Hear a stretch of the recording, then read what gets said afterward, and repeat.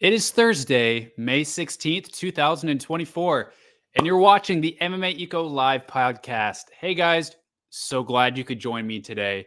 Got a really exciting episode for you guys today. I'm going to go through the whole Road to UFC lineup, all 20 fights, all 40 fighters, give you my predictions on all of them. Some of them I've done tape study on, but most of them I have not. I will get into all that. But in case you don't know me, my name's Chris, owner of MMA Ecosystem, and also work for Tapology, work for those guys, and have for several years now, as well as written for a lot of different publications, this and that. But mostly, what I'm here to do is cover Asian MMA news for all of you. Road to UFC, one of my favorite things, probably my favorite kind of Asian MMA thing that happens all year long. So really excited for this Saturday. I will have a live watch along on the first episode, the first day, which will be my Saturday morning, Saturday evening locally. So we'll see on day two. You know, day two is sometimes is excited as I can be for Road to UFC. Day two can be a little bit of a push, if you know what I mean.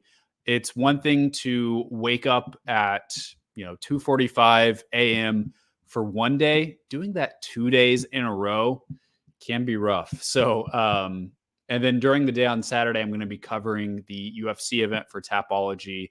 Tomorrow, I'm going to be covering the Bellator event for Tapology. So I'm pretty much just going to be watching fights for the next, 48 hours or so once Bellator starts tomorrow morning. Although we actually do have something Road to UFC related coming up in just 2 hours from right now, and that is the weigh-ins. The weigh-ins for Road to UFC go down in just 2 hours, 6 p.m. Pacific time, 9 p.m. Eastern, or 9 a.m. local time, and then it will be the same thing 24 hours from now as well. If you haven't already done so, subscribe to the channel, like the video, and we can get going. Let me hop right on over to Tapology, and I'll show you, and let's go through this Road to UFC Season 3 opening round, shall we? All right. So first up, this is not necessarily in order. I guess I should start from the bottom here.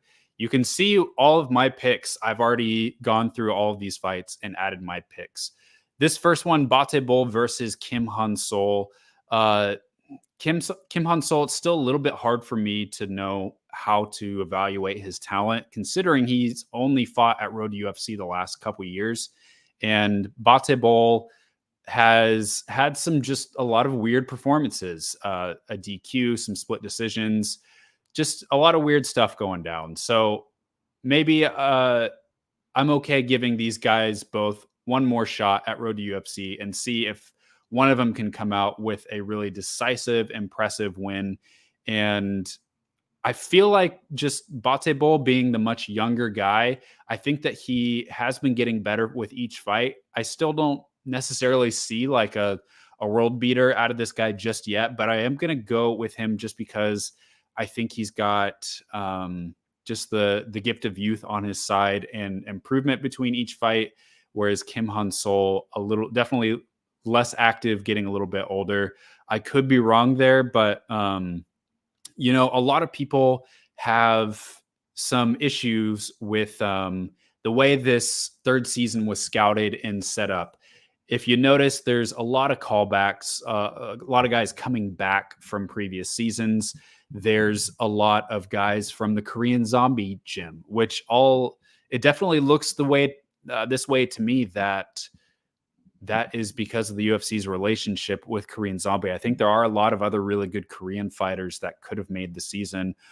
Also, I do feel like there's a lot of fighters that weren't able to make the season, and so they might have chosen some of these fighters as kind of runner-ups that ended up getting the spot. So there's definitely fighters in this season that I think normally would not be even the first or second pick by the UFC. But either way, the way I see it is that there's probably a handful of fighters, younger fighters, that the UFC internally would love if they won the whole season. And so I think one way you can look at it is that the UFC has put some of these more experienced guys, maybe fighters that are a little bit older in their lower or mid 30s, that have come back from previous seasons, back into Road to UFC season 3 as a way just to add more experience to where if some of these younger guys can get past the more experienced fighters, then they will be better off for it. So that's the way I'm choosing to look at it, and it is what it is, and it's fight weekend. So first pick of the night, a welterweight fight. I think Batebo wins that by decision. Second fight, Miki Motono versus Hwang Fei-ar. I'm picking Miki Motono here.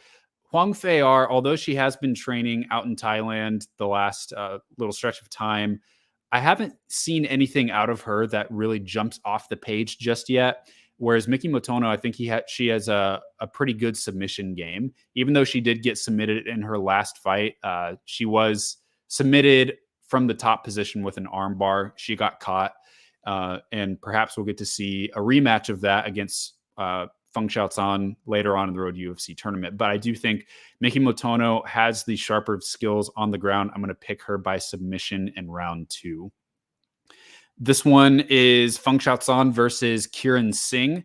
Kieran Singh has been, I think, crapped on by a lot of fans for maybe not being good enough for the tournament, but to her credit, she has fought some fairly experienced fighters. She's fought in like Jennifer Gonzalez. She's fought in Monica Kieran Gog. She's not necessarily just been can crushing this whole time. So she does have that to her credit, even though she didn't win against those fighters. That being said, I think Feng Xiaozan is a future, I don't know what to call her at this point. It's hard to tell, but I think that she will be a mainstay in the UFC at the very least. I think I've seen some things from her that I really like. Good hands, good submission skills. Really young, needs more experience, but that's exactly what Road UFC is for, and I think she's going to shine in this fight. I'm going to pick her by submission in round 1. And then the top fight of this first episode, Shin Haraguchi versus Hong Jun Yong. Hong has won 2 fights since fighting in Road UFC the last time, won both of those fights, captured the AFC either featherweight or lightweight title, can't remember. But Shin Haraguchi is dropping down to featherweight. And I think I like seeing him against a really established veteran in his first fight. I think that he should get a really tough, pun intended, road to the UFC through the tournament. And I'm interested to see how he's going to do with more of a trimmed down physique and probably a pretty solid size advantage against a lot of these guys. He's a hard guy to pick against. And so I'm going to pick him against Hong by decision, but I don't think he's going to be able to find the finish there. I think Hong, he's a really experienced guy, and I do think that he should be able to outlast Shin Haraguchi. At the very most, I would say he would get submitted, but I think his grappling knowledge is probably good enough to avoid that, at least in this fight. Could be wrong. Let's hop over to episode 2. If we can pull this up.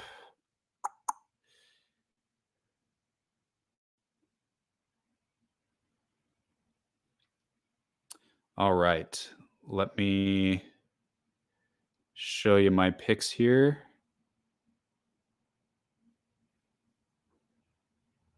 Should have all these picked there. There's a little bit better view for us.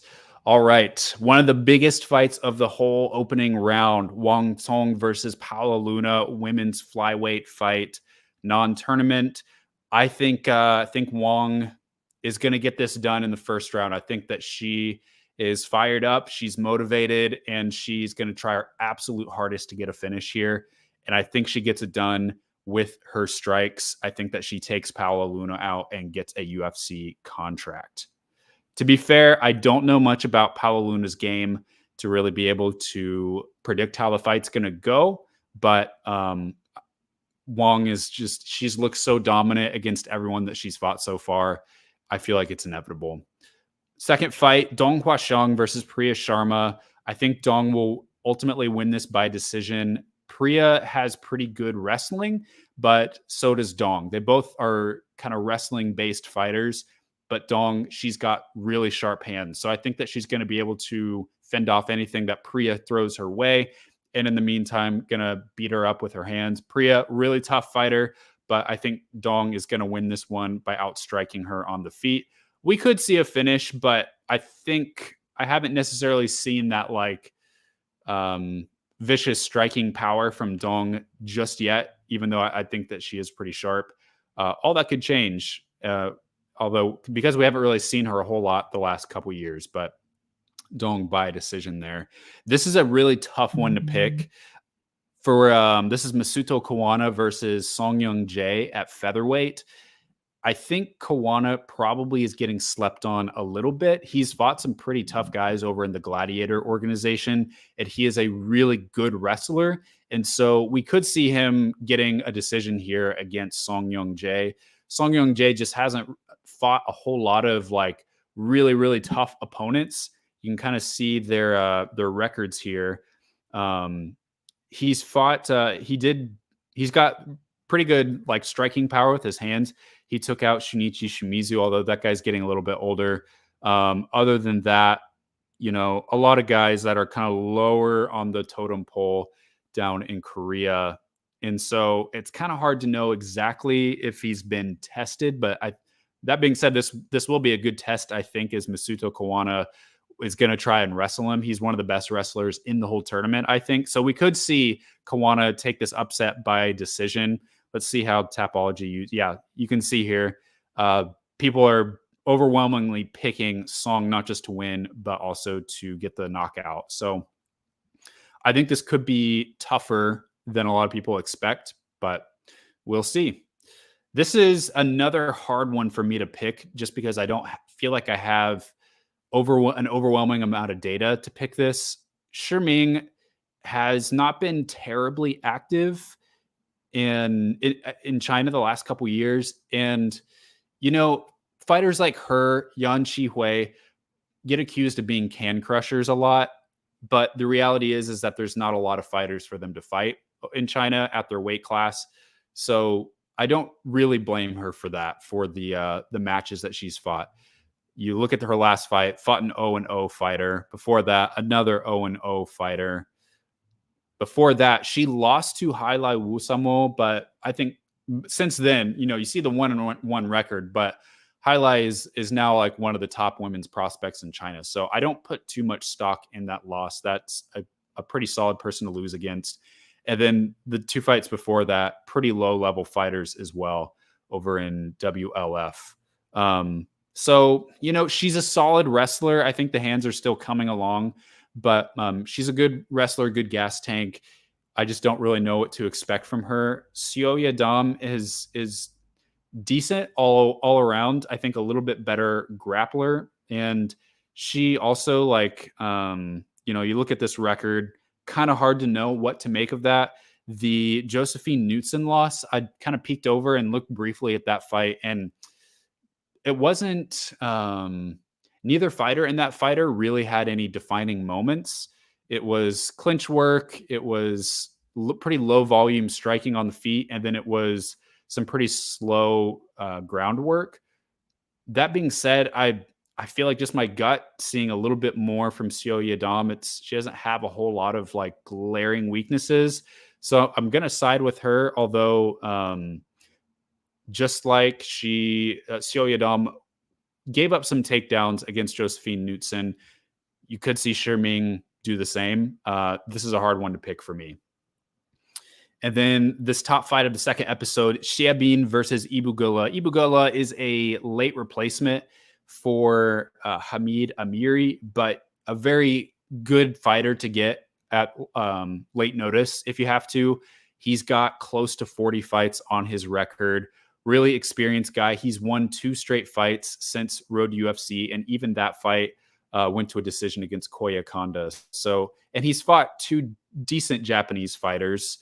I wouldn't say like top prospects, but you know, this guy, he's got close to 40 fights as well, or I should say 30 fights. And then he knocked this guy out with a pretty solid knee. So I think this is honestly a tougher fight for Shiev than Hamid Amiri, but Shabin has looked incredible lately. I think this is his time. He's 26 years old. Ibu Gola, much older at, I believe, around 33 years old, 34, something like that. So I think Shabin probably going to get the decision here, outstriking Ibu Gola at range. He's got just a little bit longer range, but he uses his range pretty well.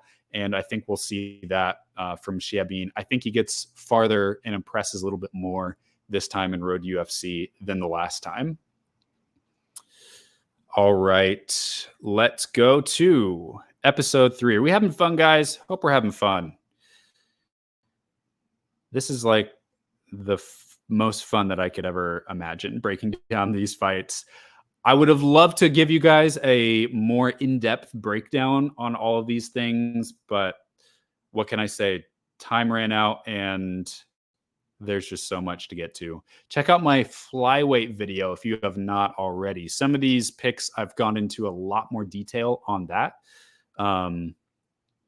So let's go through these. And you can see, look at that. 2nd degree black belt on Tapology. Probably doesn't mean anything to most people, but I think it's kind of cool, right? All right. This fight, Tetsuya Saika against Kiwan Bean. I was not all that familiar with Saika going into this fight, but Kiwan Bean is a solid guy. I think, let me switch my view here so I can show you a little bit more of the breakdown between each fighter. He wasn't a guy that I was super familiar with. He's 33 years old, has an 11-4 record. But one thing I did notice is that he's got a lot of knockouts. Almost all of his fights are by knockout. And so Kiwan Bean is solid and as strong of a fighter as he is. He's shown himself to have a little bit of a weak chin at times. And so I think most likely you're going to see a knockout from Saika. I think that's kind of how this is looking to me. So yeah, let me show you kind of his recent run here. High kick, won a decision there. Ground and pound.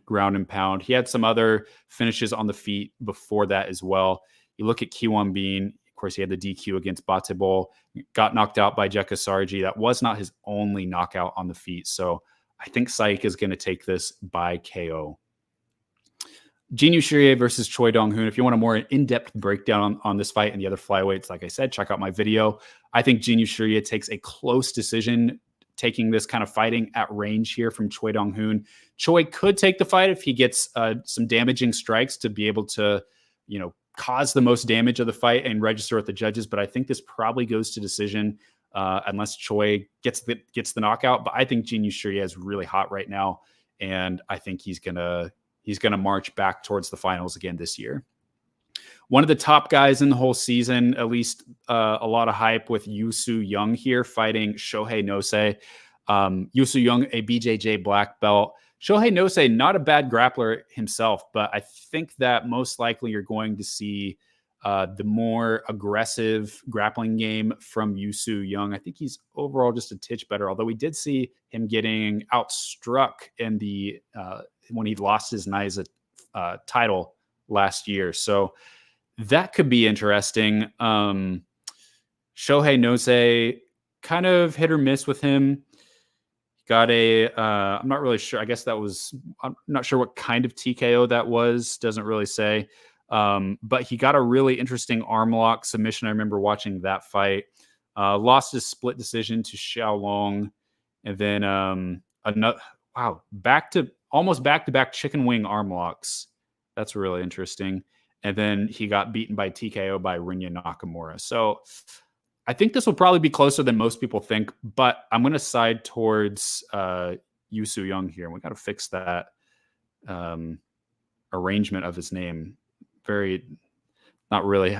His family name is Yu, not Yong. Got to change that on Tapology. This one, Dave Almanza versus Angad Bish, kind of a weird fight. Not really sure what to expect from Almanza. He's a solid striker, flows really well. Decent grappling. I believe he's maybe a blue belt on the ground, but Angad Bish is on another level on the mat. I think that you might see him get lit up a little bit on the feet, and then once he gets it to the ground, it's going to be all him. I think he's going to get the rear naked choke win. His last 3 fights, he won by rear naked choke. Look at that, RNC, and then a decision against now the interim bantamweight champion at MFN, Chungren Koren. So a pretty solid lineup of wins right here. And I think probably you'll see Angad Bish get the sub. He's by far the best Indian fighter that I think Road to UFC has brought in outside of Anshul Jubli. And then this one, I don't even know if I picked this one yet. This is a hard one for me. So Dar Mei Jau Pasi, one of the big guys going into last season, really great wrestler, Chinese Kazakh guy, ultimately lost the fight against, Lee Chong Ho against by ground and pound, kind of tanked himself out. But I think probably we'll see him do pretty well this year. He's great on the ground, obviously, as we saw last year, until he tanks out. So hopefully he's been working on his strength and conditioning a little bit more. Against Ren Ozaki, I'm not really sure what to expect here. Ozaki mostly fought pretty low-level fighters up until this guy, who at least has some more experience. Ozaki is a guy I don't really know much about, and I think, probably I'm going to go ahead and choose Dar Mei here. I don't know. The question is how good is Ozaki's ground game? A lot of Japanese fighters, you can usually bank on them having pretty good ground games. That's what a lot of their bases are in, judo, wrestling, something like that. But I don't really know enough about him. You see, he's got some decisions, some TKOs. So we'll see. I'm going to say Jau Pasi by decision here. That feels like a safe choice there. So I lock in that pick. And then let's hop over to episode 4.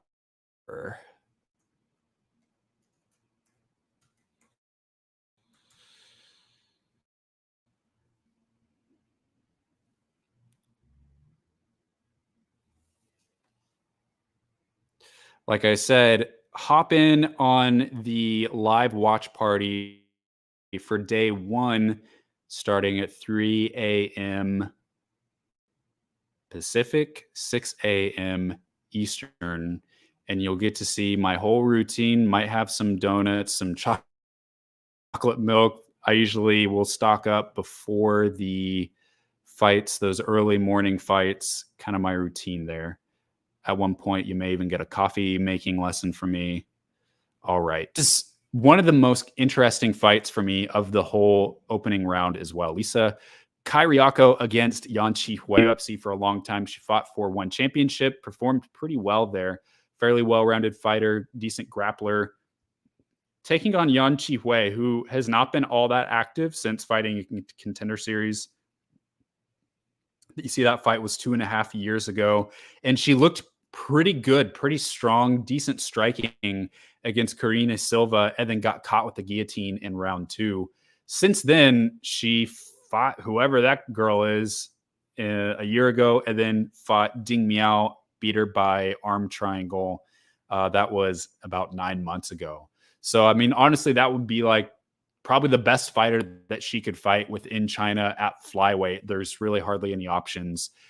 It's hard for me to pick against Yan Chiu a lot of times, but I think Kyriako is going to find a way to get this to the ground and pick up the submission. I think she will be in the UFC strawweight division, or I guess this is at flyweight. She's fought, I guess her last fight was at 127. That's really interesting. Don't really remember that fight, but she fought against Nat Jarunsak, Supergirl, and won championship. has fought Amina Hadaya, previous opponent of Wang Zong in Hex. Mainly, yeah, for look at that. She's got a split decision win over Priya Sharma. So, and Mary Jane Buna, Filipino fighter. Pretty solid record up until now. And I think that probably she's going to get but this is so hard. This is such a tough one. Yan Chiu, I just haven't seen her fight hardly ever against like top fighters. She's another fighter kind of accused of being a can crusher, but when you're 125 pounds in China and a woman, it's rough. And a lot of the matchmaking, she's fought for a lot of these kind of Chinese promotions that'll match her up against these nobodies from other countries with no fights to their record. So just because Kairiako is a little more proven to me, I'm going to go with her by sub. All right, the next one, Toki Matsui against Ruel Panyales. Both these guys really fun, flashy strikers. Toki Matsui, I think, hits really hard and has really, really smooth boxing. So I think these guys are going to go at it pretty early. And Matsui's going to get the KO in round one, as it's just going to be like a firefight. Really looking forward to this one. I think it's going to be really exciting. Kim Kyo Sung against Tokitaka Nakanishi. I'm picking Nakanishi here by decision. I think he's a little more well-rounded and a better... I think ultimately this is going to go to the ground and he's going to out-grapple Kim Kyo Sung. Kim is an exciting fighter. He had that fight with Juma Bekov that was so crazy over in Niza. And then, before that, he got beaten a couple times, knocked out. So I'm thinking either Nakanishi is going to get some kind of finish on the ground, either by TKO or submission. But yeah, the guy, I think will... I'm not saying he's going to make it to the finals, but I think Nakanishi is one of the best, more solid fighters out of this whole tournament. And then this one was tough for me to choose because Yin Shuai is pretty unknown to a lot of people outside China, but I think he has a lot of good potential, really athletic, kind of powerful single strikes. Singh Sahota is more of a rangy guy, really active, but really sharp. And I think overall, he's going to be the slightly sharper guy, and he's going to be able to get the decision just based on volume. Yin Shuai can kind of lock up sometimes, but I think I'm leaning towards Singh Sahota here. So that should be an interesting fight as well. Although Yin Shuai recently trained at Bongtao, and currently trains at Black Tiger. So he's got a lot of good input recently, and I wouldn't be surprised if he won the fight as well. Last fight to take place in the Road to UFC, opening round 2024. Really odd one. Bargung Jela Isa, or his Kazakh name, Bargung Jenasoli, against Li Yunfeng. I got to pick, I'll just call him Jenasoli here. Got to pick him by submission in round one. Li Yunfeng, he's got some promise to him. He's got some flash to him as a striker and had some really cool finishes in the past. But just, I feel like from what I've seen, he just hasn't been able to get out of the beating. Like he's performs really well against pretty low level guys, but once he started fighting some better fighters in China, he choked a little bit. You see this guy against Kurban got submitted. This was 7 months ago. And then he got this win against an 0-2 guy. But then even against these guys Jimu Wusha is legit. That's a legitimate loss there. But this guy here had a 2-6 record and beat him with by TKO, leg kick and punches. I just feel like Li Yunfeng, he hasn't been all that active, hasn't performed well against fighters that have more fights to their record. And I'm guessing that they had to go way down the line to get him in this fight against Bargung. I kind of wish that they would have chosen someone from outside of China to fill in, maybe from Korea or Japan, a lot of really good bantamweights out there, and then maybe use Li Yunfeng as a backup. But here we are. I think this will be an easy fight for Bargung. I think he's going to take this in round one, either by ground and pound TKO or by submission. I think he'll get the sub. But Lin Fun, you know, he's an unbull guy. He's got some really exciting finishes to his record. There's always the chance he could just catch Bar Gung with a knockout on the way in as he's like shooting or something. But otherwise, I think this is an easy fight for Bar Gung. Originally was slated to fight Kantaraj Agasa. Agasa had to withdraw. Really kind of interesting situation there. Really huge bummer because he'd been waiting, or he's one of the many fighters to be waiting around from one championship to get a fight, crickets, and then trying to get out of his contract. All that. Really feel for the guy. Just feels like he's being benched in the prime of his career, not able to show out. So hopefully we will see him back soon, potentially next year at Road to UFC. All right. Well, there you have it. There is my Road to UFC full preview for the opening round. Hopefully you stuck around for that. But let us get into your questions.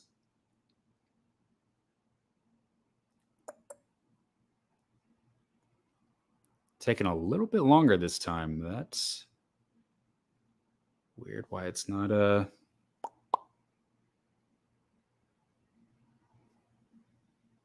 I know I asked a lot of you, computer, to go through all those 20 fights. All right. Just found out that Huang Ming, previously Huang Fei'er, fought Weili earlier in their career. Rewatched that fight, but cannot believe how massive Fei'er was. How does she make 115? Well, that was at the beginning of her career. She's trimmed down a lot. She did go by Huang Mei, I think was what she went by when she fought for, there's a couple CKF fights. And then I actually was watching through those fights and noticed like, this fighter looks a lot like Huang Fei'er. And so it was only probably in the last 6 months that I sent all of those Huang Mei fights on Tapology and merged them over into Huang Fei'er's record, which I think probably added another win, another loss, because there's the Zhang Weili fight. But yeah, she has trimmed down a lot for sure. But she's a physical beast, that's for sure. That's something you could watch for in that Miki Motono fight, is not only the strength, the conditioning, but is Huang Fei'er going to be able to bully Miki Motono around? I think that she may probably have the size and strength advantage for sure. Asking about the kind of the UFC St. Louis thing. So what do I think about the state of MMA media? UFC St. Louis was embarrassing in that they had a girl wanting to get brand for clout and a guy wanting Dana to sign Lewis's cup. Yeah, I mean, the UFC honestly can't be all that mad at if it's the UFC complaining about media. They're the ones that gave these folks media credentials. And if you're going to be credentialed, if you're going to attend a press conference, a media press conference as media for the largest organization of mixed martial arts in the world, and you should be expected to conduct yourself as a professional. Any other kinds of major league sports, if you have a media press conference, there's any kind of quackery going on there, that gets called out pretty easily. I don't know if you saw, but there was I guess it was a women's, was it NCAA basketball? I'm not sure exactly the league, but it was some, hotshot women's college basketball player that was at a press conference recently. And one of the media members made some kind of just like awkward remarks that were just a little, it could be construed as like a little bit flirty towards her. And he's not allowed to like cover any of those games again. It may be in the state of Iowa, somewhere in the Midwest. Maybe it was Iowa, but he's not going to be covering any of those games anymore because he made some flirty remarks. Meanwhile, you got a couple media members at a UFC press conference bringing up things like what you talked about. Asking to get branded on the head, kind of in honor of Dana White's PBR Bowl. Got a guy wanting to get Dana to sign Derek Lewis's cup. Just so weird. And it is a downstream, like the UFC has, in a sense, created the situations where this can be possible. While they still, they still credential a lot of the top media outlets and media members with some obvious glaring exceptions. But, you look at the rankings committee for UFC, and there's a lot of at least last I checked, there's a lot of radio stations that, may or may not know a whole lot about MMA, websites that don't really publish a lot. It's a really kind of odd selection, not necessarily the most expert opinions. And so much of it is by relationship. That's what a lot of it is because why else would all those random people be on the UFC rankings? So there's a lot of people that are responsible for the way media is.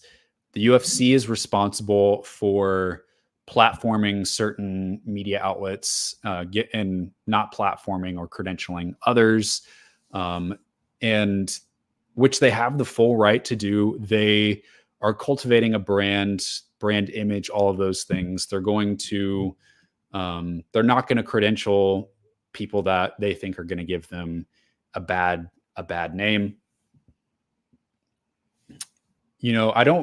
I actually just watched a Luke Thomas video about the same question today. Go and check that out. But he kind of just differentiated how between establishment media, where there's articles, videos, kind of like formally trained, and then more platform-based media, YouTube, TikTok, all things like that. And there's really, it's not necessarily a bad thing that there's platforms, but the way that those platforms are incentivized to grow and how the content is shaped can definitely change content. But I would say a lot of the burden is also on the fans as well. Ultimately, media is going to grow in the direction that fans want it to grow. If there was not a demand for a certain kind of media, if there wasn't, you look at someone like, I forget her last name, but like Nina, who basically works for the UFC, has a really popular social media accounts. Yeah, the UFC's kind of built her up, given her a platform, but she's also accumulated her own following. And that takes work. That really does take work, and that does take skill. So I give her props, but it's like, if you're a fan and, this is what you see, it's like we have ourselves to thank for that. The other hard reality is the Google. I'm seeing more and more the negative after effects of Google basically having a monopoly on the internet, right? On Google search, like they're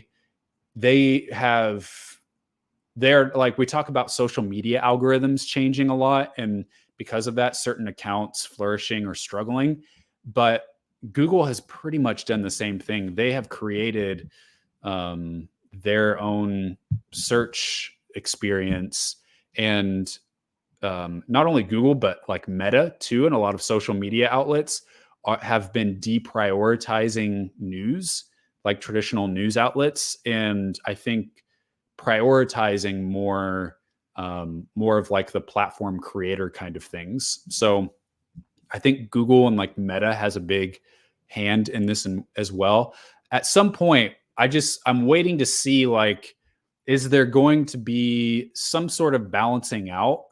Is there going to be some new platform, something that really like gives news, like a more traditional news experience, but just in a new platform? Is there something that's going to come along and help a lot of these sites that have lost money to kind of establish their footing again. That's what I'm really waiting to see. And I think if that were to happen, then you'd start to see like the news landscape shift a little bit. But it's not just fans, it's not just the UFC, but like the Bloody Elbow story was where basically like Bloody Elbow was doing just fine, and then Google changed the search, how their search works, and it started deprioritizing a lot of Bloody Elbow stuff because a lot of their stuff was very news based. And I have to think probably they're not the only MMA news outlet that's happened to. And guys, like I've tried to work my way even into the more traditional MMA media space. There's just not, these are just not companies that are growing right now. They're not companies that are hiring. If anything, they're companies that are firing, trimming down, consolidating, all of that. So I think sites like MMA Junkie and MMA Fighting, probably like the top sites, will probably continue to be around for a little while. I don't know what their numbers are, their trends, but I feel like they're probably still doing okay. But a lot of the just like additional sites that provide a lot of not unimportant, but not saying all of their content is duplicate account, but sorry, I can't talk right now. Duplicate content, but a lot of it is, and I wonder if some of those sites are going to make it. But yeah, I'm waiting for news on the internet to kind of get reinvented.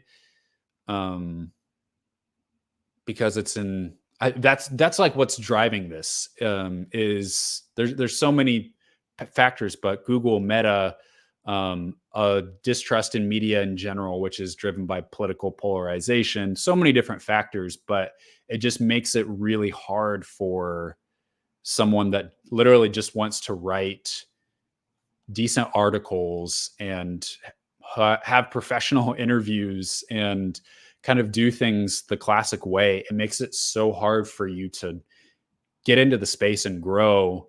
And so what's left is a lot of the creator economy booming. But we'll see how that's affected by TikTok, if anything changes like that. But those are some of my thoughts, at least on today, what I'm thinking and feeling. So asking about those two media members at the St. Louis event, I kind of just see that as like, that's just downstream. That's just what's going to happen when all those other things are taking place, is you're going to get less people asking questions to the fighters about the fight. And you're going to get more people asking, trying to build their own brand through a press conference. It's downstream. Derek St. Louis, the Ned Flanders of lowering UFC standards. Ouch. People seem to be pretty high on Choy Donghun. Think he's the least experienced fighter who hasn't faced a wrestler.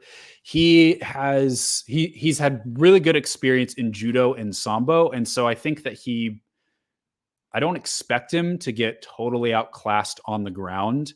And I think Yan Chiu could get him to the ground, but the fight could take place a lot in the clinch. I don't think he's just going to be able to shoot in and take Choy to the ground. Choy is a pretty athletic guy, and he hits really hard too. So I can see why people are high on him, but I feel like maybe there might be some just pieces, especially in transitional moments, that could be missing from his game that I think Yan Chiu already has built in.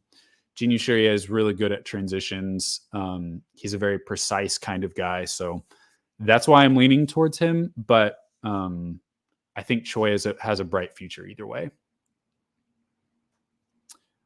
What do you think of Mick Maynard saying you need to get finishes at the regional level if you want to get to the UFC? Most dense thing he said, since the last dense thing he said, was about bad cards. Yeah, so this just kind of confirmed what I felt about the UFC scouting process. It is time for us to let go of the idea that the UFC scouters and matchmakers are on a mission to get all of the best fighters into the UFC.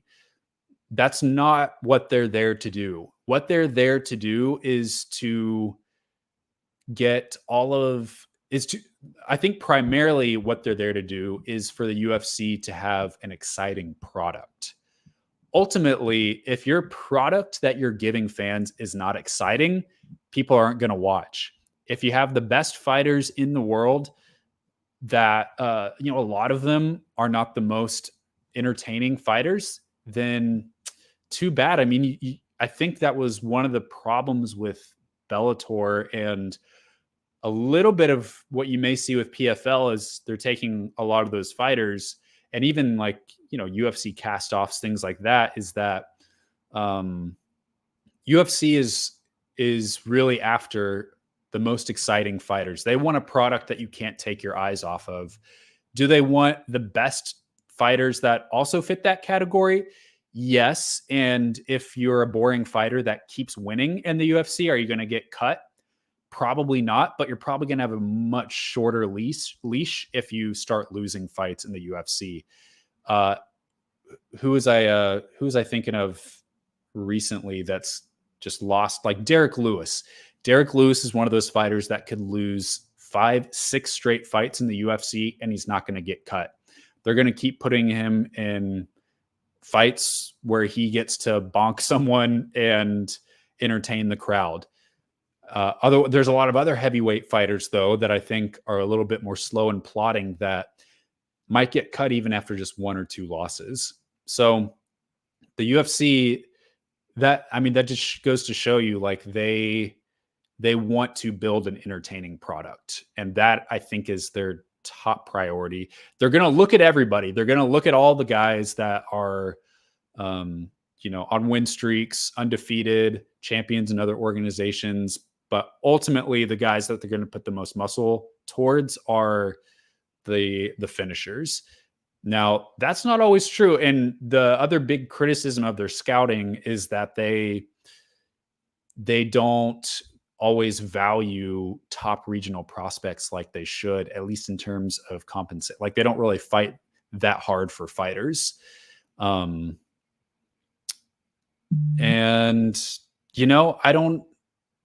I don't understand that. I wish that they would have fought a little bit harder for Paul Hughes, especially key fighters for key markets. I think Ireland and the UK, like, getting someone like Paul Hughes on your roster, this is the time to do that. You've got Ian Machado Gary on there. You might get a couple more fights out of Conor McGregor. I think now is the time to just, like, try to give Irish MMA at the UFC level a little bit of a shot in the arm. Don't know why they didn't do that. And he's an exciting fighter as well. So there's some exceptions, but it's like they don't really fight that hard. But Mick Maynard's quote, I don't necessarily see this as like, I don't agree with it, but I can understand it from the UFC's perspective.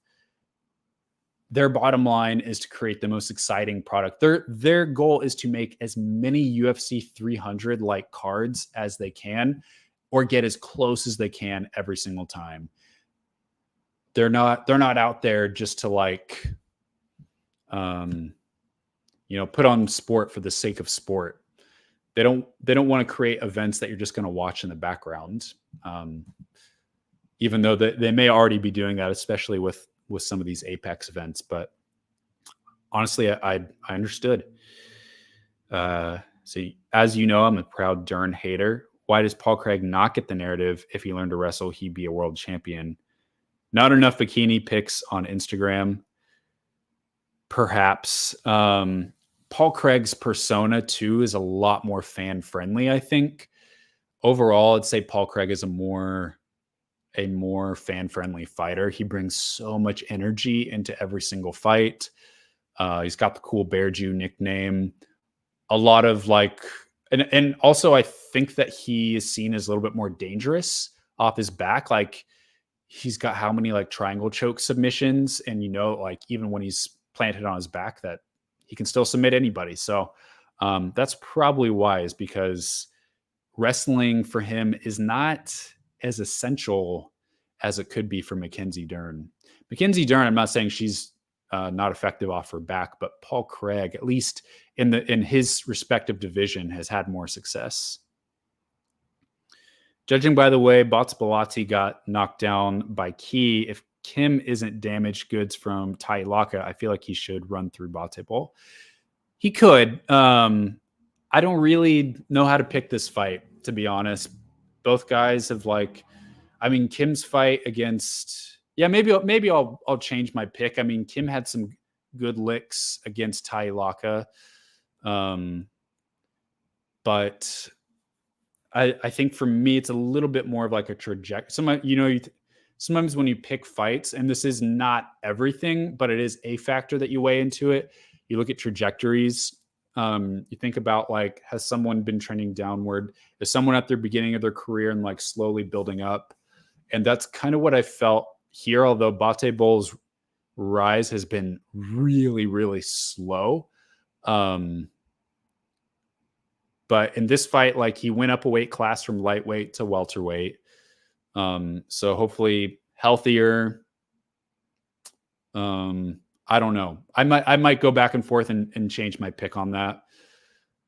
But I guess we'll have to see. So how do I keep my love for the sport of MMA when it gets worse every week? Bad cards, bad media, bad promoter, terrible pre-fight talk. I think that's a great question. And I think for me, staying inside my happy place, I think is one way that I do that. My happy place is Asian MMA, especially Chinese MMA. And it feels to me like that's still a fun zone. That's still my McDonald's play place. The food may be bad outside the play place, but at least I'm having a good time there. Do you find a couple turds in the ball pit every once in a while? Sure. But I just kind of stay in there. Obviously, I watch a lot outside of Asian MMA and the Asian MMA fighters in the UFC, but I just don't engage with a lot of the stuff that rubs me the worst. I've muted a lot of things on my Twitter timeline, selectively curating my feed while still trying to be informed about what's going on in the big picture of things. But I will be honest, especially since working in the MMA industry, there are definitely parts of it that are not as exciting as they used to. Just like having the obligation to watch way more MMA events makes them feel overall not as special. There's things like Road to UFC that are an exception for me, that are things that I look forward to for months. The UFC 300s, the really big UFC pay-per-views, I still get really, really excited for those. But, I only have so much energy in one day, 1 week. I only have so many attention dollars to give. So I try to more and more, and I haven't figured this all out perfectly, but I'm getting better and better at giving my attention dollars to the things that I really want to. Letting things go when things happen, like last Saturday's press conference, I just let it go. I stay focused on what I'm doing.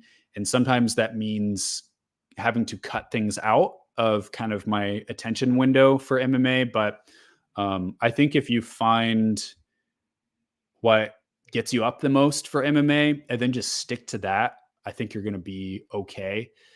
The thing is like, I know there's always this narrative of like things are getting worse and worse and worse, but I would argue there are some things that are getting slightly better.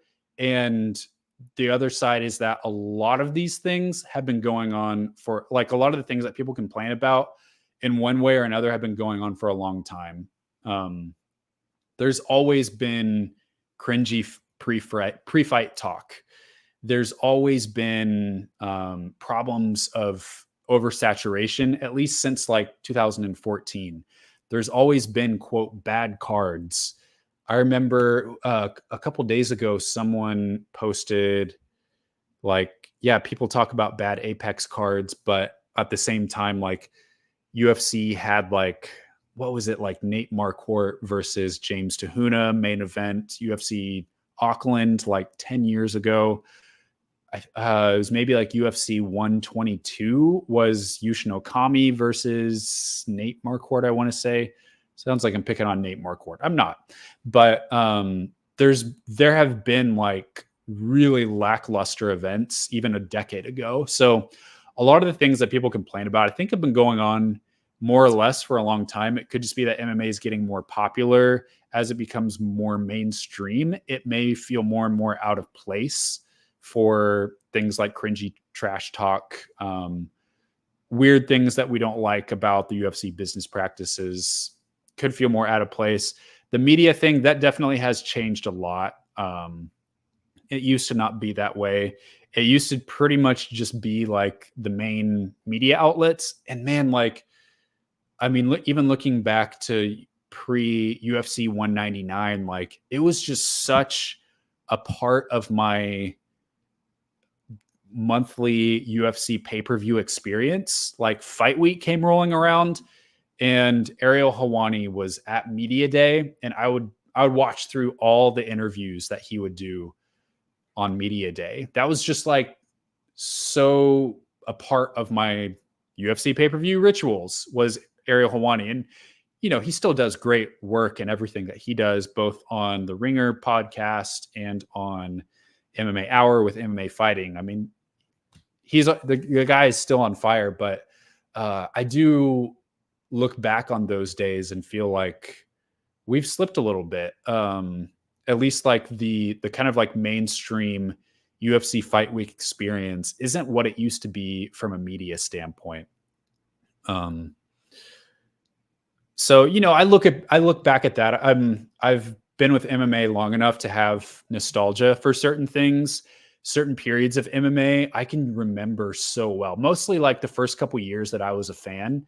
I can remember so well, and just thinking through like, yeah, I remember exactly where I was 10 years ago when I watched this random pay-per-view, not even a big pay-per-view, but just like a random event. I can tell you from like UFC, I could probably name the main events for UFC's like 77 up to UFC like 120, maybe. That was 2007 to 2010, 2011, kind of my college years. I could probably tell you almost where I was for all of those pay-per-views, who is the main event, and I can imagine the poster in my head. So that's just kind of like a nostalgic period. And I don't feel that anymore, but I do feel nostalgic. I anticipate that one day I'll feel nostalgic about some of the things that are happening now. So, you know, it just changes. I try to have a positive outlook on things, and I try to stay in my lane is how I keep my love for it.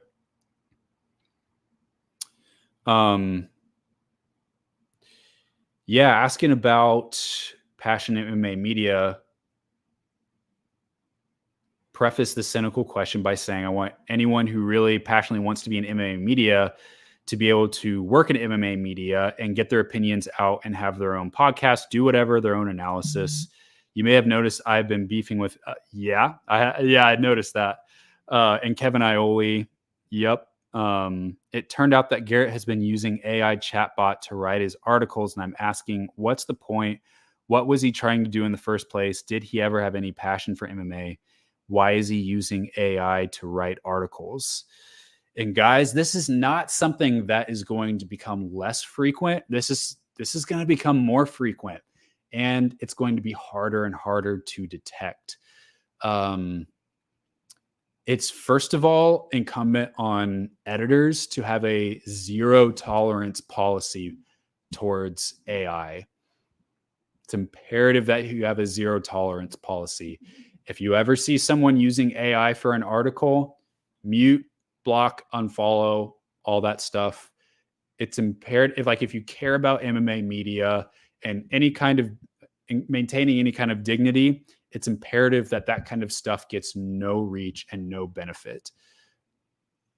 Someone like him, I don't know what his motivations are, so I can't speak for him, but like it's the same reason why we cheated on homework in high school, why we looked at Cliff Notes and didn't read the book and just copied something from Cliff Notes because we wanted the credit, we wanted the reward without having to do the work.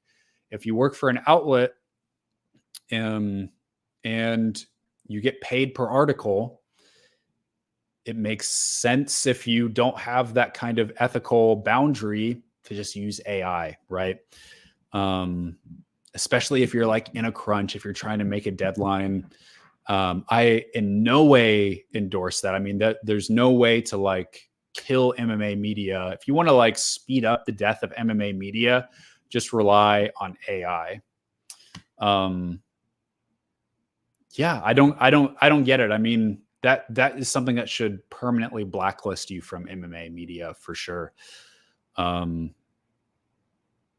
But yeah, and then Rio, I see you're saying, dumping on Garrett. Have you ever been roasted as bad as Garrett and Big Kevin for saying pro UFC stuff or anything? I haven't. I don't know that I've had. I haven't necessarily. Well, I've had some strong takes, but I haven't. I mean, it'll be a matter of time before I do. I'll do something that's going to piss people off, and I will probably say something really dumb too that wasn't thought through before posting. I've said dumb stuff before that when I look back, I'm like, yeah, that was pretty stupid. And it's honestly pretty merciful that I didn't get roasted on it then and there. We all do, right? We all say stuff when we look back, we're like, yeah, that wasn't really well researched. I didn't really think through that. But yeah, AI here to stay. Yeah, totally agree with this. Bet one of the best analysts in the game. Can't believe Song is that much of a favorite. I want him to win, but he's gotten the worst matchup he can get. Yeah, against Kuana. I agree. I wonder if just Masuto Kuana, or Mast, his nickname is, if he's just unknown. People don't know his game. I don't know. Can a lack of activity affect a fighter's performance? I saw GSP come back and beat Bisping after 5 years off. In Shirming versus Seo Yadam, can Shier just batter her in the clinch like Wei Li did? She could. Yeah. It's activity. It's how, I think it's like, how are you preparing to come back from layoff? I would imagine GSP had spared no expense to do everything proper, everything that he needed to do to prepare himself to come back. I mean, we're talking probably like Olympic level thoughtfulness and training. And so GSP is a little bit different, I think. It just makes it hard to predict when someone's had a long layoff, how they're going to look. A lot of people do struggle to come back if they haven't been very active. They feel slow. It feels hard to pull the trigger, or they're just really excited to be back and they overcommit to things. They start too hot. They don't really have like an accurate gauge on what their gas tank, what kind of power source, how it can fuel them throughout the course of a fight. So it can. I mean, it's kind of dipping into the ring rust argument, and people have argued on both sides of that, of if it's real or not. It depends on your preparation coming back, how accurate of an assessment you have on yourself. And I think it's definitely valuable to do some sparring. Make sure your conditioning is in the best shape it can be, all of that. So Drake had an interesting take on the post I tagged about Mark Ratner comment about one rule. So it seemed like Mark understood the one rule set by his comments. I did take that away as well. So what you're referring to, Rio, is that UFC is coming back to Denver in July. That's 2 months before One Championship does. And previously, Mark Ratner had said that UFC probably won't go back to Denver, as the Colorado Commission had approved the rule set for One Championship. His quote said something to the effect of like, we probably won't go back there. I think that there should only be one rule set. It's dangerous to be able to head stomp, knee fighters on the ground, soccer kick, all of that stuff. When not all of those things are legal for one championship. They can't do soccer kicks as far as I'm concerned. They can't stomp the head of a grounded opponent. They can knee on the ground. And another takeaway that I had from that, not only was that Mark Ratner maybe didn't understand the rule set, but that he maybe thought that, I wondered, Mark, are you aware that there's an option of the two rule sets? The UFC can stick with their rule set, but they don't have to use one's rule set. It almost sounded like he thought that if the UFC went there, then one's rule set, then that Colorado had changed the rule set to only be one championships. Because I didn't really understand what the problem was to just go back and use the typical rule set that the UFC used, the unified rules. So that quote was kind of confusing for me as well, which is why I never really fully believed that the UFC wouldn't go back to Colorado as long as one championship was allowed there. So, I wasn't totally surprised the UFC came back to Denver. I do wonder, I would have to think it'll probably have a little bit of an impact on the ticket sales for the one event. However, I don't think that the UFC necessarily intentionally played that card to try and hurt one championship, simply because I don't think that the UFC is all that threatened by one.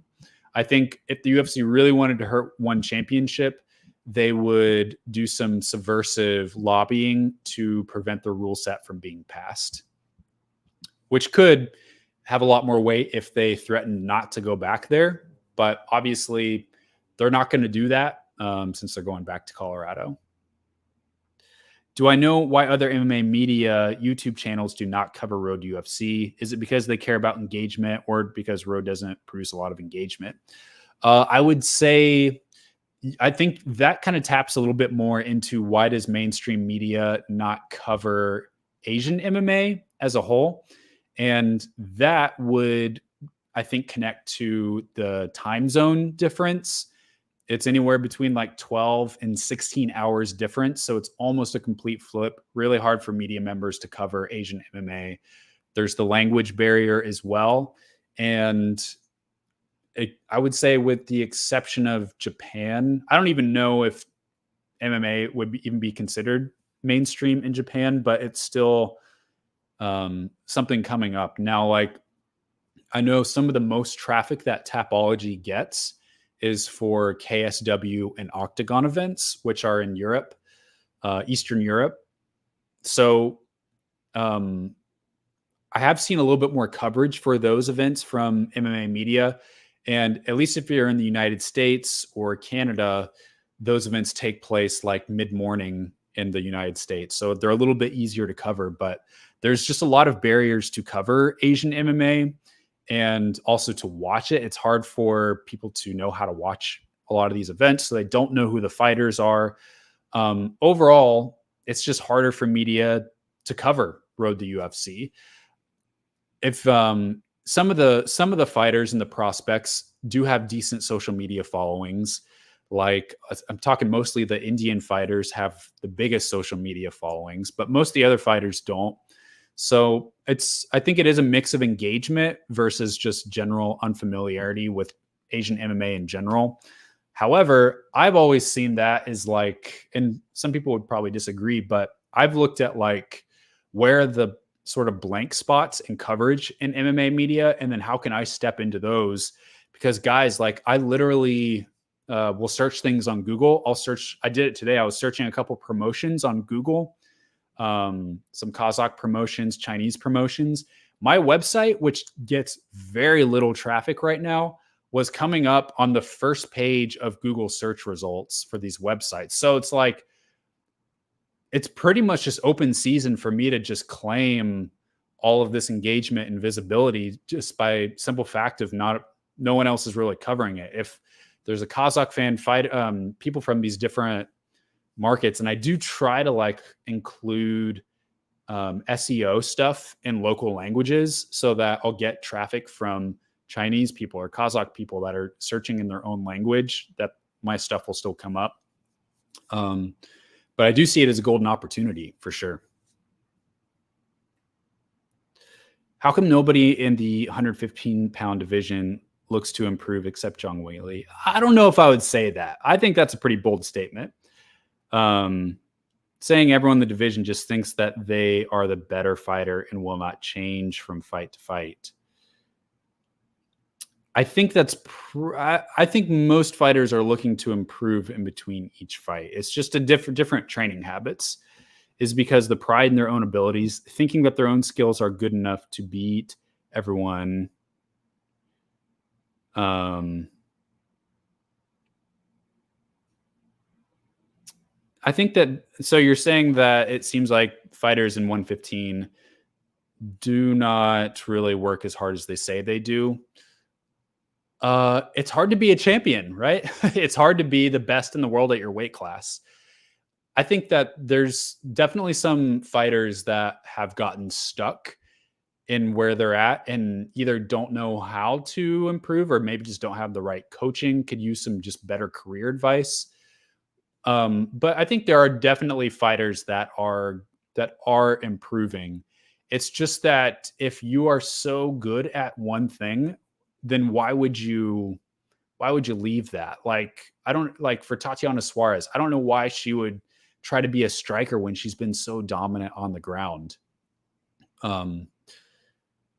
Just to give one example, and a lot of other fighters, I would say they probably just don't have the right coaching around them to really push them to the next level. But I would push back on that no one is growing or really trying to improve. 115 is a big division. I looked at the whole roster for that weight class today, and that's a huge division, way bigger than the other two women's weight classes. Okay, important question. How do some people in the MMA space, no matter how hard they watch fights or how long they've been around the sport, why is their analysis still worse than the top tier analysts who have an insane amount of detail and eye for the game? Well, that is a good question, because I would say biases are at play. Having a bias towards a certain fighter or a certain country of fighter can kill your analyst work. You absolutely have to disconnect yourself from any kind of emotional attachment to a fighter, at least when you're doing the analyst work. If I have emotional attachments to a lot of fighters, but when it's time to be an analyst, I have to take all of that away. Familiarity as well. Maybe I've watched this fighter throughout their whole career, and I have this attachment to them, and I want them to win. I've seen all the things that they can do. They're fighting someone that I don't really know. And I'll admit, like, I still do this from time to time. I'll be like, yeah, I know this fighter, everything that they can do. They're fighting this other fighter that I don't really know what they're doing. And I've probably made some dumb picks even in this Road to UFC preview that I just did. I'm thinking about like Ren Ozaki versus Dar Mei. I don't even know much about Ozaki's game. So confidently picking Dar Mei, I got to be a little bit careful with that. But I think there are a lot of fighters or a lot of analysts that just have a vendetta out for certain fighters, or they really, there's too much fan in them, and they bring that to the table. They don't leave that at the door when they open their laptop and do analyst work. So I think that is probably why. And the analysts that are like in the UFC at the top tier, the reason why they've gotten there is because they have been able to disconnect their fan brain from their analyst work. Asking why MMA on points quality is going down. It's all about clickbait thumbnails and really bad podcasts. Does money lower quality? It can lower quality. I haven't really checked in on that to see if that's true. Let me just kind of look them up real quick. And I mean, they do a lot of great work. They've always been one of my favorite MMA channels. Again, creating a more clickbaity thumbnail, nothing wrong with that as long as your video delivers with that. I mean, they do a really good job at thumbnails. They have MMA thumbnails down. I know maybe I'm like totally going against your question, but let me just kind of give you like a brief evaluation. Let's just pull up their thumbnails. You can kind of do some like social media marketing kind of an audit here.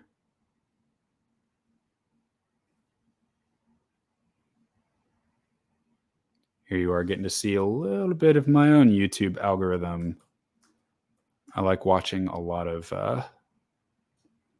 movie kind of critique videos as well. This is my MMA channel here. Let's just do a little bit of a live thumbnail audit, shall we? Oh, whoops. So what happens when your computer uses everything it's got to run a podcast? I am hoping to get a new laptop this year. This one is getting a little old.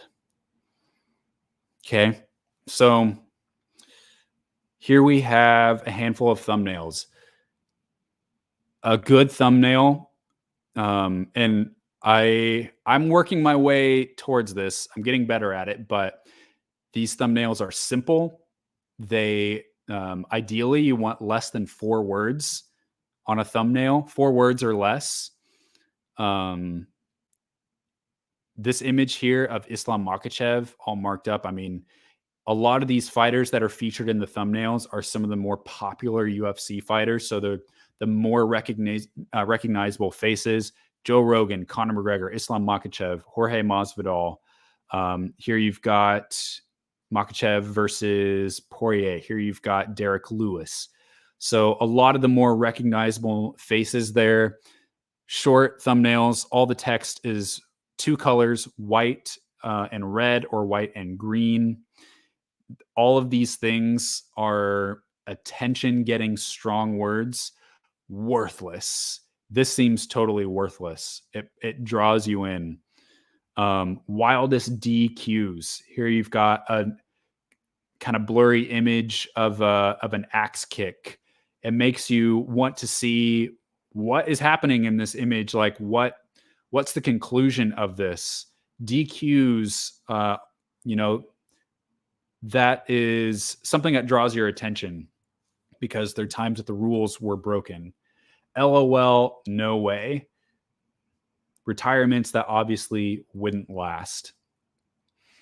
Very attention getting. Here you got a lot of crazy faces, MMA comebacks, but they increasingly get more insane. I see that theme more and more. Topic, but they get more and more this. Basically drawing you in to watch the whole video, utilize all the ads, increase watch time. A question: who is this when nobody's fought for world titles? That's kind of promising to give you information that you forgot about, information you don't know. Who is this? Yeah, a lot of great thumbnails here. This one, I'm guessing, is more of, this is a podcast segment. Can Dustin Poirier create chaos at UFC 302? That's probably more of like an in-depth fight. This thumbnail, I would say, stands out as being a little bit less quality than the other thumbnails here, just because the colors don't really pop as much. There's really just one word. Sometimes I've struggled with how to make thumbnails for like breakdowns in a way that will really draw attention the way that these other like lists or strong opinions will. I still feel like this kind of content, these topics, at least for me, these are topics that are really interesting. It's not focusing too much on like fighter beef, really cringy Material. They are good questions. Is MMA getting too expensive? That that's a really good question that concerns all of us, the fans. They are bringing back parts of MMA history that I may have forgot. Retirements that won't last. 10 times champions barely scraped by a challenger. I haven't watched most of these. I don't know if I've watched any of these recently. But I feel like MMA on Point is still on top of their game. I don't know. Maybe you thought of some things, saw some things that are maybe a little bit towards your point, but I still really appreciate these guys, and the thumbnail work is on point as well, pun intended. All right. Thanks for enduring that little commercial there. Why do we always classify fighters as a striker versus grappler instead of all MMA fighters have strengths and weaknesses in each area of the game? Is Adesanya a good striker, but he does not like jabs? That's a good point. It's a way to tell the story of a fight in a very broad way. Mackenzie Dern, striker. I mean, Amanda Lemos versus Mackenzie Dern, classic striker versus grappler. Both fighters have some skills in all areas. It is MMA, but it's just an easy way to kind of tell the story of the fight. I think that's what we mean there. Khabib is a great wrestler, but his shots are bad and not well timed. Not always. Anderson Silva, great counter fighter, but has trouble with feints. It's true. It can be impossibly reductive at times, for sure. My road to UFC winners, once this video is done, rewind the tape. I'll give you every single winner, every single pick that I have.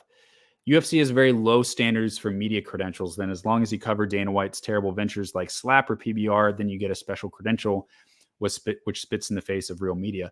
Exactly. I mean, they've got a job to do, and that's to build their own brand. Their job is not to be like other mainstream sports in that way. It's about relationships. I think, being on the UFC's good side like that definitely helps. I have not put out a whole lot of adversarial coverage of the UFC. I've applied for UFC credentials. I've even had people, long tenured, high standing UFC staff campaign for me to get UFC credentials, and I've been turned down. And I would have been surprised if I was approved. So it's not even that they have low standards. It's like you have to have a relationship.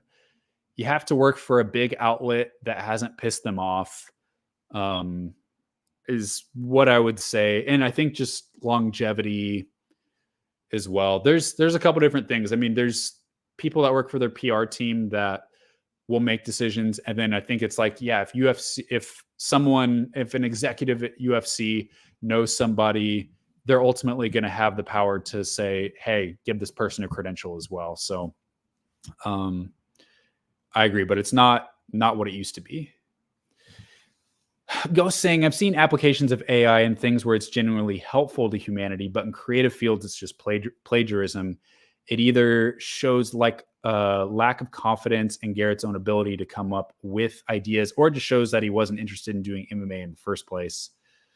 Love to complain and moan about the current state of UFC and stupid things fighters do in the cage and all that stuff, but at no point have I felt like I have lost my passion, which is watching fights, talking about fights. If I ever do, I'll know. If I ever do, I'll pack it up, go find something else that I enjoy. Sorry for the rant. Just think that people without passion in MMA should just leave, because it's a disservice to people like yourself, Drake, Aaron B, Dan Tom, who take the time to make interesting opinions and takes with research. I've a little bit ago, I had some kind of existential thoughts about like how society just like, and it's never any one person, but it's just like we make these moves towards social media, certain social media platforms and mediums, or AI. And it's like, you as just a person living on the planet, you have no option to just opt out of these things. They're just forced on you. if you're living in most countries in the world, having a phone with you at all times is just like an expectation that people have. You never had the chance to like opt out of that. And with AI, it's like, what if you don't want to have a phone? What if you want to have a phone the old way, where it's stuck at your house? What if you just want to run into whoever you run into at the office or the coffee shop or grocery store? You don't really have that option. I mean, you do have that option, but the expectation is constantly on you to be plugged into the world around you, to be reachable at all times. And I kind of see that with AI of like, man, in some ways, I wish I could opt out of it and just remove it from my internet experience, but I know that's not possible. Everywhere I look, it's just like getting more and more and more visible.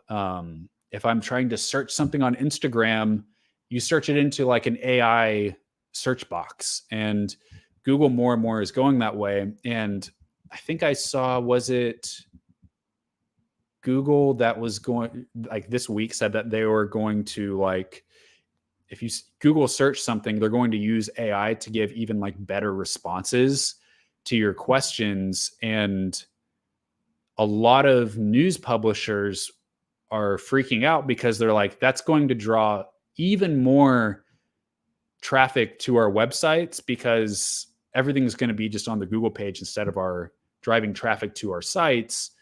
And Google is like, well, we're always going to have links to like where we got things from in the AI results, which will actually drive traffic back to your site. I'm like, I don't know about that. I got to see that in action. But man, if like traffic just keeps going down and down, then like, I don't even want a website, like what's the point of me trying to build up a website if AI is just going to take what I write and throw it at people, and I'm not going to get the traffic, the benefit for that. So AI, it definitely can. Yeah, I agree with you. Like there's here and there are places where it is beneficial, but I feel like the cost of AI to me often feels greater than the benefit. Like the immediate gratification for the consumer is good, but the broader ramifications of how this impacts our society, at least for right now, what I can see, until things maybe kind of even out, until there's ways to compensate for this and our society figures it out, people in the tech industry figure it out. I just feel like it could really hurt a lot of other sectors of society. But what do I know? Well, thanks, guys. Appreciate those thoughts, Ghost. That's all I got for you today. I will be back on Saturday with Road to UFC episode 1 and 2, live from my living room.